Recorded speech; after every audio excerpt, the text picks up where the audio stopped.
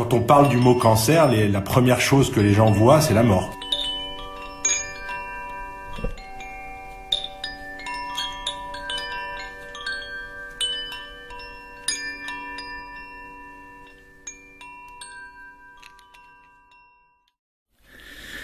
Alors, qu'est-ce que c'est que le cancer? Donc, comment on peut envisager les choses? On imagine, par rapport à la médecine officielle ou à la naturopathie, on imagine que le cancer, ce sont des cellules désobéissantes qui ne répondent plus à l'ordre général de l'organisme et qui donc vont envahir, en plus voyager, coloniser d'autres tissus. Bon. Alors, tout ça, c'est du délire, au sens des lectures de la réalité. Nous savons de façon absolument certaine que, à part les cellules de leucémie, jamais personne n'a pu observer de cellules cancéreuses en voyage. Donc ça, c'est quelque chose qu'il faut mettre de côté. Le mythe des métastases n'existe pas. Et je vais vous expliquer donc comment ça fonctionne. Donc, ce qu'il faut bien comprendre, c'est que nous vivons en permanence des émotions. Ces émotions sont gérées par le cerveau. Et le cerveau, vous le savez, c'est une structure extrêmement complexe. Donc, il faut savoir que les sensations, les informations sensorielles qui parviennent au cerveau sont filtrées préalablement par une zone du cerveau particulière qui se trouve au centre du cerveau, qui s'appelle le cerveau limbique. Donc, ça veut dire quoi? Ça veut dire que quand vous avez un spectacle devant les yeux, avant de parvenir à la zone occipitale du cortex qui gère et qui intègre l'information visuelle, ça transite par ce fameux cerveau limbique qui prend en charge la dimension émotionnelle correspondante et qui, normalement, a la capacité de gérer cette dimension, de digérer en quelque sorte cette dimension émotionnelle. Dans certaines situations, les émotions sont d'une telle violence, sont tellement inattendues, absolument imprévisibles, que ce cerveau limbique est incapable de gérer cette situation. Dans ce cas-là, il est débordé en quelque sorte, et l'orage, ça crée une forme d'orage émotionnel considérable qui va envahir la totalité du cerveau. S'il envahit la totalité du cerveau, vous vous retrouvez automatiquement dans une situation où vous ne pouvez plus manger, parce que l'appétit est coupé, vous ne pouvez plus dormir. Ce qui fait que, à la longue, on peut à la rigueur vivre sans manger, mais on ne peut pas vivre sans dormir. Ça, c'est pas possible. On ne peut pas survivre si on ne dort pas.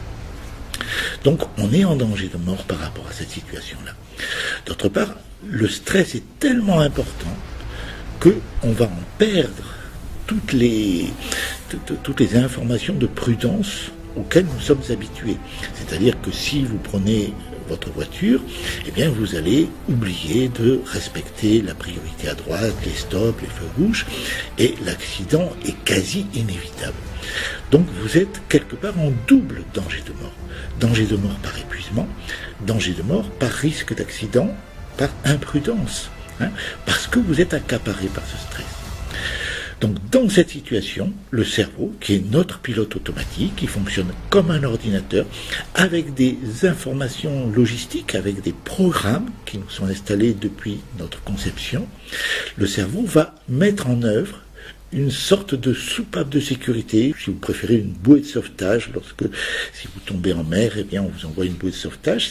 C'est là pour vous sauver la vie. Alors comment ça se passe? Eh bien, cet orage cérébral va être, si vous voulez, le cerveau va choisir une réponse à cette situation conflictuelle qui sera, en fonction de ses moyens limités, la plus adaptée possible. Et il va missionner une région du cerveau, une région particulière qui va faire office de paratonnerre et qui va récupérer cet orage cérébral. Et ça peut se faire en quelques minutes. Ce qui fait que vous êtes en situation de stress monstrueux, et bien très rapidement, vous retrouvez votre sang-froid. Vous retrouvez la capacité de manger un minimum, vous retrouvez la capacité de dormir un minimum, et vous retrouvez surtout la capacité d'éviter l'accident, de respecter les règles de prudence élémentaires et de ne pas vous foutre en l'air, quoi. Donc ça, c'est extrêmement important.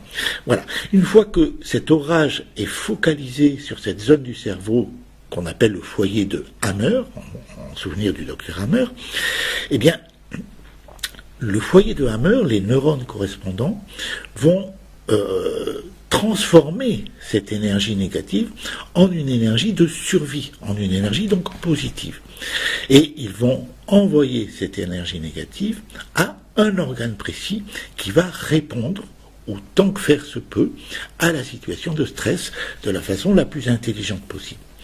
Cette réponse, elle va se traduire par une hyperstimulation de l'organe concerné. Et cet organe concerné, selon le cas, va soit construire une tumeur qui a un fonctionnement turbo, prenons l'exemple par exemple d'un cancer en masse de l'estomac, ça arrive, des cancers, ça ressemble un peu à un chou-fleur à l'intérieur de l'estomac. Ah, elle a appuyé sur la touche. C'est excellent. Elle appuie sur la touche qui allume le piano. Pas un petit coupure ou pas, d'ailleurs. Donc le cancer turbo de l'estomac. Voilà, donc le cancer turbo de l'estomac, le docteur Hammer a pu démontrer de manière rigoureusement scientifique que avec le suc sécrété par ce cancer de l'estomac, la digestion d'une boulette de viande se fait 10 fois plus vite qu'avec le suc gastrique normal. Donc c'est quelque part, il y a cette hyperstimulation déclenche la construction de la tumeur et son fonctionnement en mode turbo, c'est-à-dire en mode hyper efficient. Et c'est ça qui est important. Ce n'est jamais pour nous faire du mal, c'est toujours pour nous sauver la vie, pour nous permettre de survivre. Alors là, je prends l'exemple du cancer de l'estomac, mais il faut savoir que dans certains cas, au lieu de construire une tumeur, le cerveau donne l'ordre de démonter un organe dont on n'a plus besoin. Donc il peut y avoir des caries. Alors ces caries peuvent concerner les dents, elles peuvent concerner le muscle, elles peuvent concerner l'os, elles peuvent concerner le tissu cellulaire sous-cutané s'il y a un conflit de dévalorisation. Alors ces caries sont toujours en lien avec un ressenti de dévalorisation très profonde. Voilà. Il peut y avoir également des paralysies, on peut faire un AVC, c'est aussi un équivalent de cancer. Dans certaines situations, eh bien, le mouvement est dangereux. Dans ce cas-là, il faut se paralyser. Ça peut être aussi un trouble hormonal, comme une hyperthyroïdie. Voilà.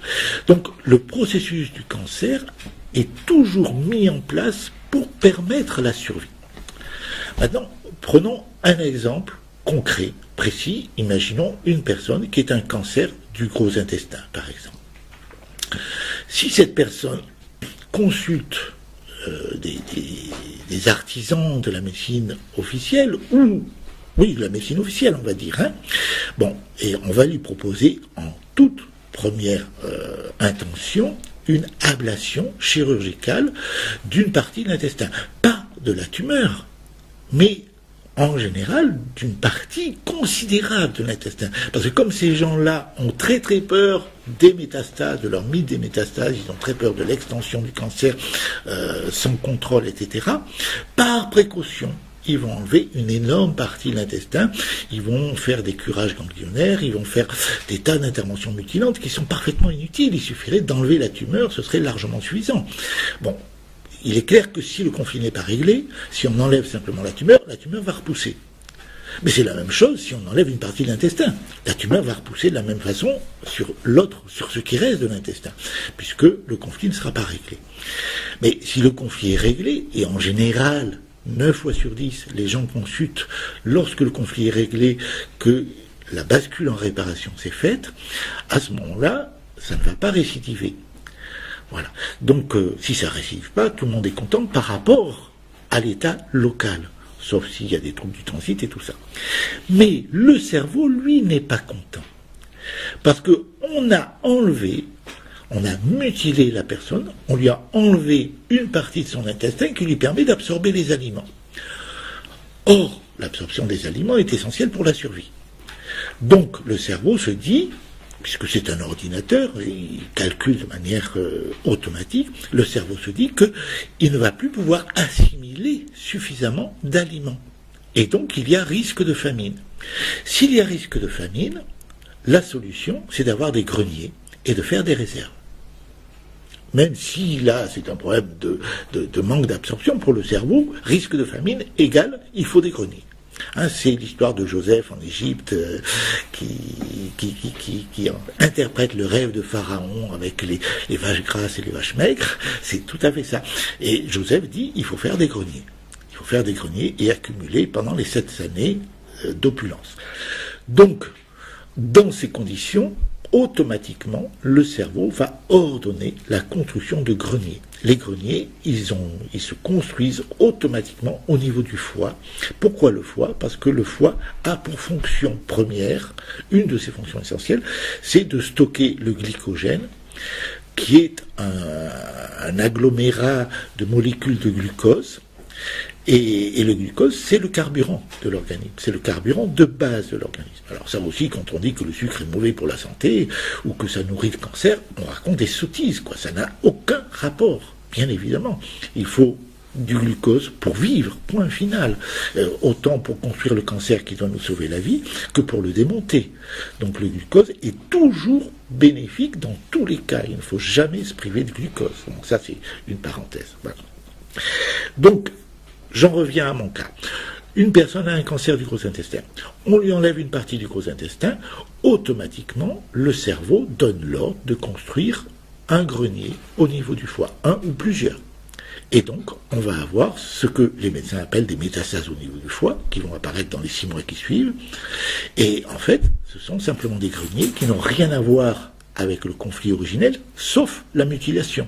C'est la mutilation qui déclenche la construction de ces cancers du foie. Deuxième problématique, à partir du moment où, en médecine officielle, on prononce le mot cancer, on prononce danger de mort. La mort, c'est la perte du souffle pour le cerveau. Le souffle, il est géré par les poumons. Par conséquent, il faut impérativement, en parallèle, construire des poumons turbos qui vont se manifester par des petites tumeurs à l'intérieur du parenchyme pulmonaire, qu'on va appeler, entre guillemets, des ballons, hein, parce que ça a la forme de ballon. Et alors, c'est très amusant, cette histoire-là, parce que, imaginez, par exemple, une personne qui est père de famille et à qui on annonce toutes ces choses-là, et qui a en charge son épouse et plusieurs enfants. Eh bien, si vous comptez les ballons, il y aura un ballon pour lui, un ballon pour son épouse, et un ballon pour chacun de ses enfants. Et on va dire à ce moment-là, en médecine officielle, c'est un lâcher de ballon, et alors là, c'est la fin, c'est fini, selon la médecine officielle, c'est le... Mais non, ce sont des poumons turbos. C'est-à-dire que ces poumons-là ont une capacité respiratoire plus grande que le poumon normal. Donc, en fait, c'est quelque chose qui vous permet d'avoir plus de souffle. Voilà. Et c'est comme ça qu'on a bâti le mythe des métastases qui ne repose que sur une conception erronée à l'origine du processus cancéreux. Le processus cancéreux est là pour nous sauver la vie, pour nous garder en vie. Le cancer est un processus magique, il nous permet de survivre à des situations de stress qui seraient insurmontables si on était dans la conscience de ces stress, et donc c'est extrêmement important. Il faut bien comprendre que si nous n'avions pas en permanence des tas de cancers qui évoluent à notre insu, c'est-à-dire qui se creusent ou qui se construisent puis qui se guérissent à notre insu, il y a longtemps on serait 4 pieds sous terre.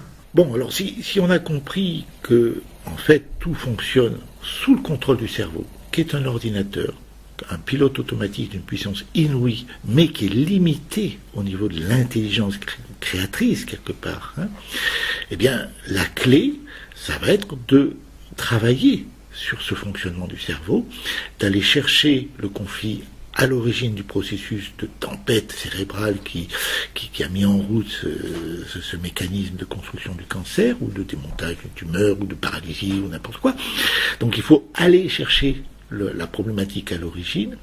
Il faut bien sûr, parallèlement, quand on a compris, il faut faire un travail de digestion Ce travail de digestion sous-entend à la fois un travail d'évacuation des émotions qui est une psychothérapie et un travail de digestion des émotions qui va sous-entendre obligatoirement la mise en route et l'utilisation des buts spirituels, de la finalité spirituelle de l'individu, quelle que soit sa religion bien sûr. Hein. Voilà. Donc il y a une dimension spirituelle incontournable qu'il va falloir mettre en œuvre. Et puis, il faut aussi s'occuper de l'intendance. Quelque part, l'organisme, pour fonctionner bien, et qui est construit par nos microzymas, et nos microzymas ont besoin d'un certain nombre de nutriments, de carburants, de vitamines, etc. Donc il y a une hygiène de vie qui est absolument essentielle, qui va donc être... qui va donc être mise en place par une diététique appropriée. Alors cette diététique appropriée, c'est certainement pas le jeûne ou la privation ou des choses comme ça de quelconque aliment, hein, pas plus le sucre que d'autres choses. Bien sûr, il faut manger le plus intelligemment possible, le plus bio possible, ça c'est l'évidence. Il faut donner aux microzymas des aliments de bonne qualité, éviter les pesticides qui leur demandent du travail. Autant que faire se peut, quand on est passé dans la phase de guérison, les besoins en carburant sont colossaux. Donc il faut leur donner du sucre le plus pur possible, du glucose, qui est le carburant qu'utilisent préférentiellement les microzymas.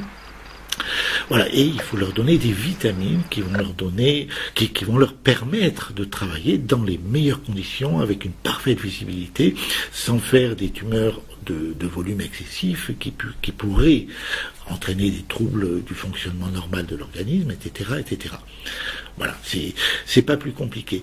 Et éventuellement, un acte chirurgical limité à la tumeur lorsque ça peut apporter un confort. Imaginons que le cancer du gros intestin entraîne une occlusion, il est évident que l'acte chirurgical est incontournable, il faut y passer. Mais au lieu d'enlever une énorme portion de l'intestin, on pourrait se contenter d'enlever simplement la tumeur, ce qui n'entraînerait aucune complication. Il faut opérer tout de suite. Tout de suite, là? Quand faut y aller, faut y aller. Et pour conclure, le plus important dans tout ça, c'est d'arrêter d'avoir peur du cancer. Parce que la peur génère automatiquement cette peur de mourir, et donc le cancer du poumon, et donc les soi-disant métastases et tout ça. Il faut sortir de la peur.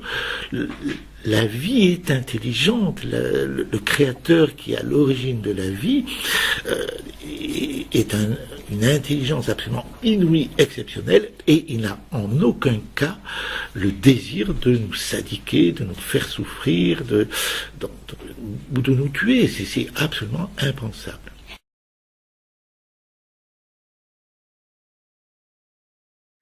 Alors, que faire lorsqu'on pose un diagnostic de cancer? Alors, la toute première chose, le plus important, c'est d'arrêter d'avoir peur. Si vous avez un cancer, de toute manière, c'est pour vous permettre de survivre à une situation de stress monumental. Contrairement à ce qu'on pense habituellement, le processus cancéreux n'est pas une catastrophe, c'est un mécanisme d'adaptation tout à fait remarquable, coordonné par le cerveau, pour nous permettre de survivre dans des situations de stress monstrueux.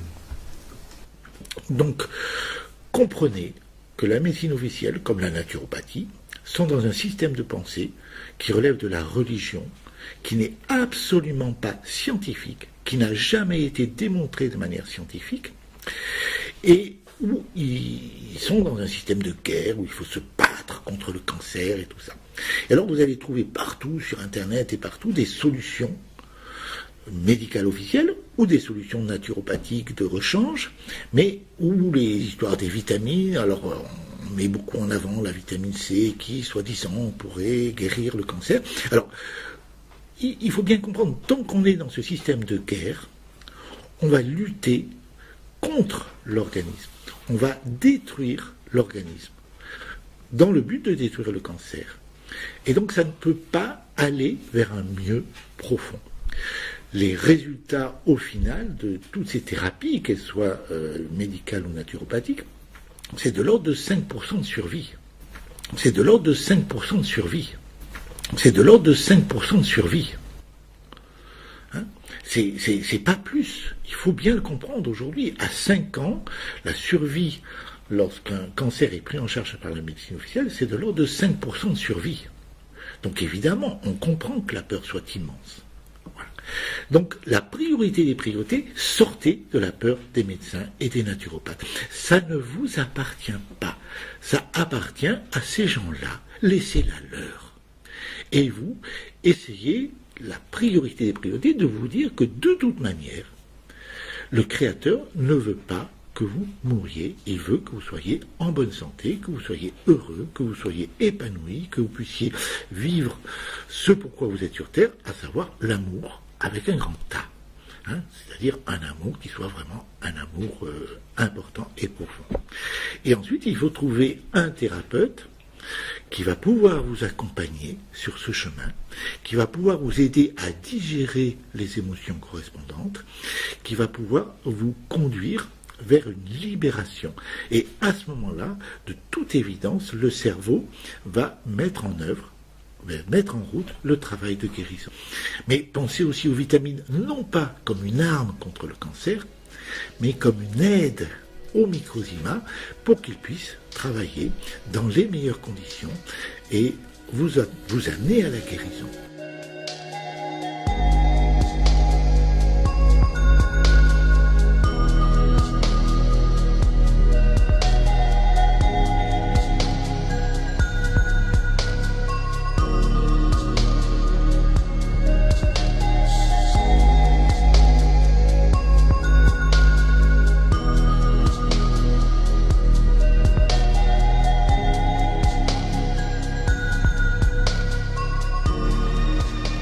Dans la nature, il y a beaucoup plus de phénomènes de coopération, de mutualisation, de symbiose, d'osmose que de rivalité. Dans le monde des humains, ça devrait être la même chose. Or, dans cet univers impitoyable dans lequel nous vivons, c'est la compétition qui est magnifiée contre la coopération.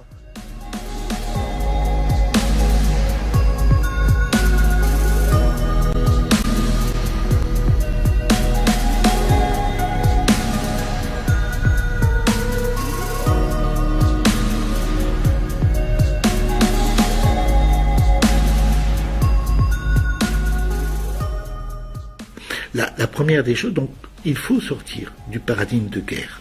C'est un paradigme qui existe depuis des milliers d'années dans notre monde humain, qui concerne nos relations avec les autres, donc les guerres extérieures, mais qui a été donc intégré par M. Pasteur dans la médecine officielle et dans la naturopathie, qui n'en est pas sorti.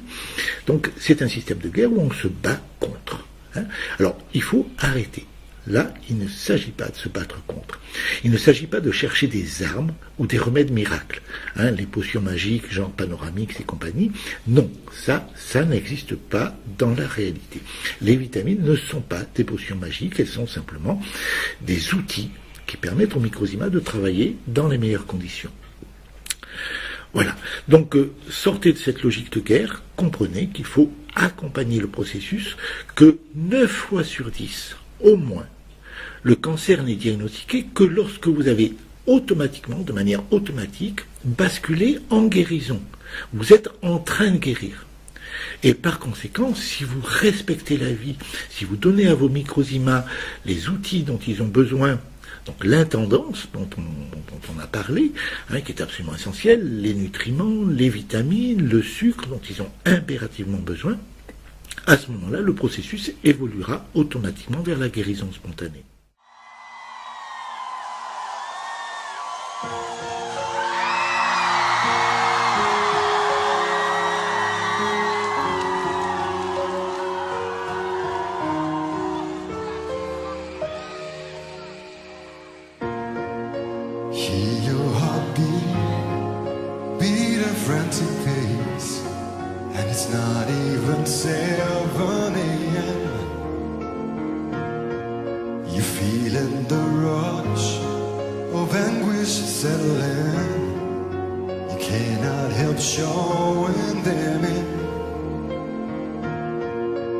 hurry up then, or you will fall behind them, and they will take control of you.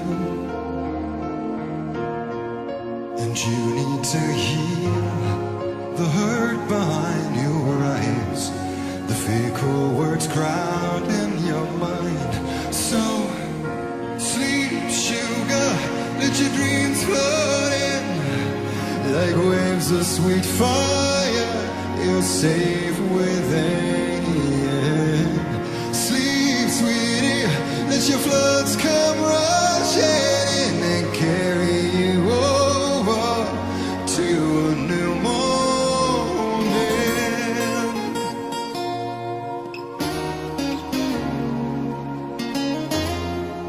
Elle aura un traitement un peu fatigant, mais je pense qu'après 2 mois de rayon, tout ira bien. Elle vous tiendra au courant, mais vous pouvez m'écrire si vous le désirez. À demain, mademoiselle. Venez vers 11h, je vous indiquerai la marche à suivre. Try as you might, you try to give it up, but it seems to be holding on fast. Its hand in your hand, a shadow over you, a beggar for soul in your face. Still it don't matter if you won't listen, if you won't let it follow you. You just need to heal and make good all your lives. Move on and don't look behind. So sleep, sugar, let your dreams float in like waves of sweet fire. You're safe within. Sleep, sweetie, let your floods come rushing in and carry you over to a new morning. 'Cause day after day, fickle visions and the messing with your head, fickle visions, sleeping in your bed, the messing with your head. Vous avez posé la question de la mortalité de ce cancer Un des médecins m'a dit il faut faire comme ça, sinon vous allez mourir.